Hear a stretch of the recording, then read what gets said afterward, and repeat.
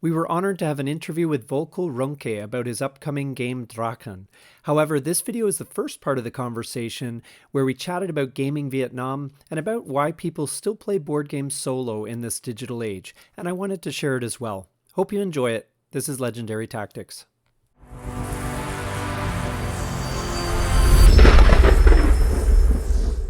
Your colleague who I met at Circle DC and who just did the World War One Yes. ladder. What is his name? Randy, but we call him Flash on the channel. Yeah. Flash. Flash. Okay, Yeah. Flash. Yeah. Well, I'm glad he did that. Yeah. Uh, because I'd like to, talk about at least one of those games that he mentioned. Okay, absolutely. Yeah. I'm working on a Vietnam one and an Ancients one You and are a Vietnam one, huh? yeah. So happens to be Fire in the Lake in there. You'll be happy to Oh, know. that's great. Yeah. No, that's delicious. Yeah, I suppose you don't want to be subject to any undue outside influence on what gets on the list or Oh, not. I'm happy to vet get some ideas to vet. I mean, one, and particularly if you're thinking about with that series is thinking about, what's accessible, but tells the story, Yes. right? And I think Hearts and Minds shines in that area. I don't know if you were already going to include Okay. that from John Paniski, but it's a CDG. It's got some twists, but it's actually, I think, a simpler CDG. It's fairly simple Hmm. CDG, and with a very straightforward, but very Vietnam-like victory mechanic. And it's about on the scale as I guess there's a new solitaire game, Safe South Vietnam. Zoblitz has done like a playthrough. He really Hmm. likes it. It's about on that scale, so like large chunky units and just different areas up and down South Vietnam, but I think works really well from a, from with the CDG advantage of having all the events and things in it. Anyway, I admire that Interesting. design. Yeah. Was that influential at all in Fire in the Lake? I don't know. I think by that time, by Fire in the Lake, I was already, I pretty much had my mental model from other games. Yeah. Not only, I mean, from Cold War history at university and reading a lot of books. And in terms of games, Nick Karp's Vietnam 1965-75, I got that right around the time it came out in 84. And I like, this is like my friends and I were all always playing Squad Leader and other World War II stuff. And one of my friends said, we ought to play something other than World War II. So I bought this game because I thought it's got all this.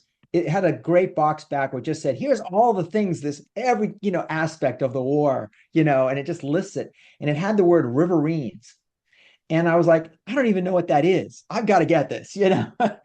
But my friends weren't interested in it. So I just set the box, Vietnam, Victory Games Vietnam. I just set the box on a table when I was at a con, and a guy walked by. He said, "All right, interested in playing that? We should, get together." I was in Northern Virginia. He was in Frederick, Maryland, and so I was in grad school, so I didn't have, the wife, kids, all that stuff yet. So I would drive up to his house in Maryland every Saturday for 14 hours. We would play that game. He had it like set up in his basement. And so we got through like half the giant campaign I twice. was gonna say it's about 100 hours Um, through the whole thing. but yeah, but it was so, to me, it was like mind blowing, in terms of how different and how cool. And not just that the situation was different because it was, guerrilla warfare, but also the way that Nick Karp, he designed it so open, in those days with all the, everything was very structured sequence of play, I go, you and all this. And his was like, okay, the NLF player decides who gets the next operation. And if it's, and then whichever play that is, the US can pass, but if the US passes and the LF passes, turnover, and any units uncommitted have done nothing. So first of all, you really had to keep a reserve as the Yes. US. That was a really important concept. And enforced with a very simple rule, without the sort of like designate reserve units and there's the reserve unit movement sequence of nothing like that. Just you just had to do it organically because the NLF could take the initiative at any time and come out of provincial capital or something. And then the operation was you had like your menu of different operations. So now you can start to see some influence on coin series here. You kind of, okay, it's your turn to do something. What flavor of thing do you want to do? It's up to you. It's not the sequence. You just pick. You want to do a Mhm. security operation? Okay, search and destroy. Okay, clear and secure, hold, whatever. You do it, right? Bombardment. And then you could designate for that operation, you can pick any units you want, anywhere in the all your entire OB if you want to do that operation. But of course, it's not efficient because you could only target the one space. So it was very like, you're in command kind of, it was very open and it really worked. And I was so taken with that. And I even liked it had a little flow chart, for the sequence of different operations. And I like that was cool, kind of operationally, That cool turned into the solo system for coin. in a way. And I was like, flow charts were already kind of bouncing around my head as something useful. And then this is similar also to Fire in the Lake, again, because I have that kind of that model from Nick Karp. Um, you could, as the United States, bring in any reinforcements you wanted. Like you're used to this like set schedule, like turn 3, you get these 2 Panzer regiments or whatever. No, you want to bring in your whole OB today, go for it. But it's going to cost you, Yeah. right? Political will. And it costs the faster you bring stuff in as the US, the more it costs you political will. So there's a model there of what's going on with gradual escalation, right? But baked in. And the more the US brings in, the more the communist bloc feeds the North. So the North gets to bring in more stuff too. But now the US side does have this kind of how much do you want to escalate, how fast question. And what would you like? What toys do you want? Do you want more airplanes? Do you want more, air mobile, points? Do you want more infantry? Do you want to bring in the Australians? What it's sort of, it was like, yeah, it was like a grocery store, kind of thing. And I loved that. So I had already had sort of a very strong, I think, from the gaming side, very strong influence of, how do we portray the dynamics of Vietnam in particular, but guerrilla and counter guerrilla warfare operationally on the tabletop from Nick Karp. And so I have to say that was a bigger influence on me than Hearts and Minds. Yeah, because that was the first major war game co that covered Vietnam. It only came out, what, 10, not even 10 years after the war had finished. Right. Yeah. Yeah. Well, there was Year of the Rat, which covers like 1972, I think, and that was in the 70s right then. And there were at least one sort of obscure, 1960s already, like I'm sure Rand was gaming it, and some of that was bouncing out into the hobby. But it was very different for Victory Games to do that, to have a big production and to do that war. They did the Korean War also. Um, Later they did like Central America, like Mark Herman had that kind of thing. For me, that one from Nick Karp just really hit the nail on the head. Yeah, and that was definitely of its time. It was the era of the monster war game, right? So starting with, I think, Terrible Swift Sword and eventually Right. culminating in the campaign for North Africa. Yeah. And so, yeah, I mean, it was on the tail end of that age, but it was definitely still in there when, you know, enough of the market was like me, I was still in school. I could do that sort of thing. But now, what happened to have it right here? Now we have a beautiful Wow, new edition, right? that's Same game. awesome. Now, have you So got it to the somebody must table? still be playing these, right? Yeah, have you got it to the table though? I have not got this, but I will tell you I've done my part. I have spent my many hundreds of hours back in the 80s. But no, I haven't. I mean, I've pored over this, right? I've looked at it and I'm like, oh yeah, but I still have my 1984 Victory Games version in my, kind of my entryway shelf there where with all my other mementos. So that's just a part of my DNA. Yeah. Now, have you heard of the Gia Long app? The Geolong app. No, is that the one that helps you play that game or? It's an app that handles all the bots for you to play Fire in the Lake. Oh, for Fire in the Lake. I Yeah. think I've Well, heard sorry, of yeah, it. it's I've not yeah. seen it in operation, but I have heard of it. Yeah. He's the same guy has also done Red Dust Rebellion and Gandhi as Even well. Dust Rebellion already. Wow. Yeah. Cool. So yeah, so and I've tried it and oh my gosh, is it ever quick? It's Wow, really that's nice. fantastic. Yeah, it just says so I think it uses the deck. What do you call it? The deck is the Oh, the Trong or Trungva. whatever. Yeah. Yeah. It uses that and Mm-hmm. mix it, does all the algorithm and it basically says, Wow. okay, the uh, VC does terrorism here, place Huh. terror marker, flip these units, whatever, and it just tells you what to do and it keeps a board state going. So you enter in what you're doing Mhm. and it will enforce the rules. If you try and do like 10 airlifts in a turn, it's going to say sorry, you can't. You have to, Right. and so it Fantastic. enforces Wow. your movement because you kind of enter in what you're doing. You're like, oh, okay, I want to sweep here and I'm moving from here and I'm going to take two troops and blah blah blah, and it monitors the board state for you. It tracks all the resources, tracks all the patronage It's and all not that only stuff. resolving what the non-players are going to do, it also enforces the rules on the player as Yes. well. Because Yeah, sometimes I'm wow. like, why can't I do this? And then I realize, oh Hmm. yeah, because I don't have a base there. Have you, I presume you've tried Rally the Troops. Have you tried Yes, Andean Abyss on Rally the I Troops? have. Yes, it's great. Yeah, of course a similar thing with a great UI and um yeah, so now if you yeah you could like combine like Rally the Troops and then link that to something like G along and actually do the solitaire. But because I'll tell you I'm not a big solitaire player do myself. I mean I play faux two-player, faux multiplayer to try things out and to test and develop and that kind of thing, but I don't tend to like buy and pick up, okay, here's a solitaire game, or here's a game I'm going to get in order to play solitaire, right? That's sort of just not the thing I tend to do. So is it attractive to do solitaire? I mean, are you playing solitaire because you want to play physical? So you don't want to go on Rally the Troops. You don't want to use Tabletop Simulator. You don't want to use Vassal because if you want any of those, there is a whole world of opponents out there for you. That's very easy to find. So I'm presuming if you're playing solitaire, you don't want that.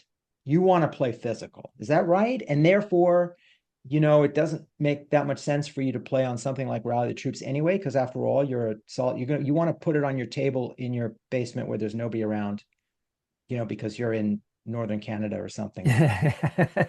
Well, we're in Blue Jays territory. I'll I'll say that. Yeah. Well, I don't mean you. I don't mean you, NATO. I Oh mean yeah, just no, no, you yeah. generic, the generic, solitaire war gamer. Now I'm asking about. I know I mean, for you're you me, as the interpreter. yeah, for me, a lot of it is I want the ability to work through the game on my own time. And when I'm playing with other people, every time I log into Rally the Troops, I got like 6 turns waiting or whatever. And so there's a bit of, I don't want to say pressure there, but it's just, you want to be polite. Because You you're want playing 6 games at once. I will have different games going. So I'll have one game of Okay. Shores of Tripoli going, one of Okay. Okay. Okay. Blackbeard, one of Okay. So who created that pressure on you? me. Oh, Yeah. absolutely. Oh, okay. Yeah, well, I mean, just play one. You can't just play one, though. Okay. So one thing is you set the pace. Yes, that's mainly what it's about for me. That if I am get tied up with something and I can't get back to it for a week, there's no one waiting on the other end for me to do my turn. It's not going to time out. Um, the only thing that can happen is the cats jump up on the board at some point and knock it over, and Yeah. but even then I can reset it now with this And app. so, do you solitaire war games on the by a computer facsimile? If it's a board game war game, but there's an electronic facsimile. Do you solitaire that way, or do you Sometimes, solitaire yeah. on your actual table? Yep, sometimes. Yep. Okay. Part of the challenge is, doing YouTube is that sometimes I have games set up that I'm working with for like filming purposes and so forth, but it's going to be it's going to occupy the table for a while. So in the name of managing space and so forth, if I want to do something else, then I can either do Rally the Troops or Tabletop Simulator has to be live. That's the limitation of tabletop. There's no asynchronous play. Right. Vassal is fine, and for some games it can work really well. And in some cases, or a lot of cases, is no Yeah. alternative because a lot of the older games like Rally the Troops is great. It's got 17 games or 18 games, whatever it is, which is awesome. I don't know how to play all of them. I know how to play about five or six of them. So those are the ones I want to learn more, but Yeah. I've got to learn those and figure those out. Right. Yeah, but you can't play them wrong No, on Rally the exactly. Troops. You actually Yeah. don't. It's funny because I just was reading a couple of friends of mine in my, sort of, I want to say local group, but it's actually there's a global distribution, but on group on Discord that includes a lot of local folks. And two of them are debating Rally the Troops, like, is it a good thing or a bad thing that you can kind of just get on and play? Like one of them is saying, you really ought to learn the game. You ought to read the rules and learn the game. Don't just rely on Rally the Troops. That's kind of I don't know what, that's sort of some sort of, untoward shortcut, perhaps. Well, you know what? In chatting with Gene Billingsley at GMT, he was like, most wargamers don't read the rules. They just set it up and play and they figure it Just out. go for it and see Yeah, what just go happens. for it. Yeah. Yeah, I know Richard Berg certainly did it that way, but then you get to a point, I think, where you have certain expectations anyway, right? And then you just got to figure out, well, okay, here's a little bit I don't understand. All right, I'll look into the rule now. Yeah, yeah, no, it's for me, that's the main reason why I will play, solo just on my own because it's a game I want to play, but I want to just kind of, if I only have, or if I do have time, I can zip through a bunch of turns at once, Right. spend an hour on it, and I'm not waiting for someone else either, right? So there's, Yeah. but it's, Now, how much of those, since that's the reason you're doing it, how much of those are like dedicated built for solitaire games as opposed to there are two or multiplayer game that you are just playing the different parts? I prefer partly because I find it tough to segment my personality to play both sides without a Okay. bias. So I Okay. prefer a solitaire system So personally. actual, so most of them are in fact dedicated to solitaire, or a game that has a solitaire system. It might be multiplayer, but has. Okay, well Yeah. that's yeah. Because again, for me, I am pretty used to that whatever bifurcating the personality. Yeah, I find it really hard because I find that I'm just biased. Like I just want one Yeah, side to win. And you're so I, probably you know what it is, and you're probably too young because I can like have two hands of cards, or a block game, and then I can put down the cards and pick up the other hand. I've already forgotten. There's no bias because it's gone. It's could be. quite natural. You know, Yeah. I But actually have I yeah. actually have a little plastic Lazy Susan, like you might put in your refrigerator to put jars on or something like that, or in your spice cupboard. And but it's like a little Lazy Susan with ball bearings. And I put my prototype game board, like for Drachen, put my prototype game board in a post board on that, and I just spin it around to play both sides. Like I see my side's blocks and I do my thing. And when I go to be the other, side, I've had this for Hunt for Blackbeard, Coast Watchers, and Drachen. I spin it around. And I tell you, the moment I spin that board around, I'm like, I don't know, I can't remember. I don't You remember must what the other remember where was. the juicy targets are. Yeah, I mean, it's hard. It was harder. I think Hunt for Blackbeard was the real challenge there because there's basically almost all the time there's one juicy target. And that's the game is where is that or is it going to be, right? And so now it's hard to fudge that for a solitaire system, right? It's just hard to come up with you're manipulating that, but there are clever ways that some games have solved that were, beyond us, I think, in trying to come up. So Hunt for Blackbeard was the one where ultimately we threw in the towel and just said, it's a two-player game, let somebody else brilliant. And when it gets out to market, it's like you were talking about, was it Gia Long? Is that Yes. the system.